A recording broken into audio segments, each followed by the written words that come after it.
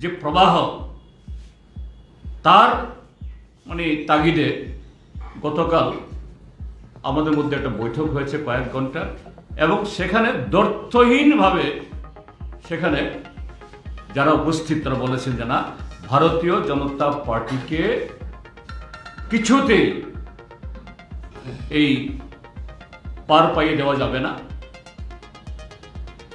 বিরোধী ভোট যাতে ভাগ না হয় তার জন্য সমস্ত প্রকার উদ্যোগ গ্রহণ করতে হবে এবং রাজ্যে গণতন্ত্র পুনরুদ্ধারে আজকের যে অরাজকতা এটাকে রোখার জন্য একসাথে চলতে হবে।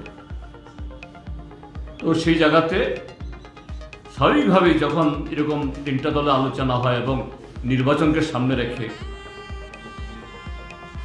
এই কোন দল প্রতিদ্বন্দ্বিতা করবে, কারা প্রার্থী দেবে আলোচনা হয়েছে। আমরা আমাদের পার্টির থেকে বামফ্রন্টের তরফ থেকে আমরা বলেছি যে শুধুমাত্র গত বিধানসভা কেন্দ্রের ফলাফলের নিরিখে না, ধনপুর এবং বক্সনগর এই দুটো বিধানসভা কেন্দ্র এটা চিরাচরিতভাবে ট্র্যাডিশনালি বামফ্রন্টের তথা সিপিআইএম এর শক্ত ঘাঁটি। এখানে কমরেড সমর চৌধুরী, কমরেড মানিক সরকার লাগাতার বহু বছর জিতেছেন। এবছরও এই 23-এর ভোটেও ফলাফল আপনাদের সবার কাছে আছে।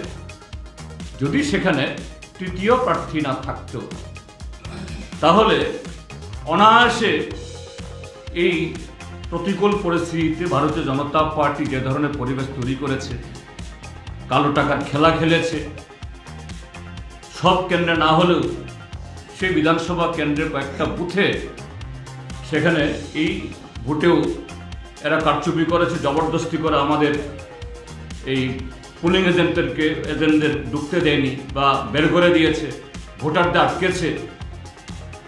এরপরও মাত্র 1003 ভোটে জিততে পেরেছে, 3 কিছু বেশি। আর তৃতীয় একটা পার্টি তারা পেয়েছেন 8600 ভোট। যদি এই তৃতীয়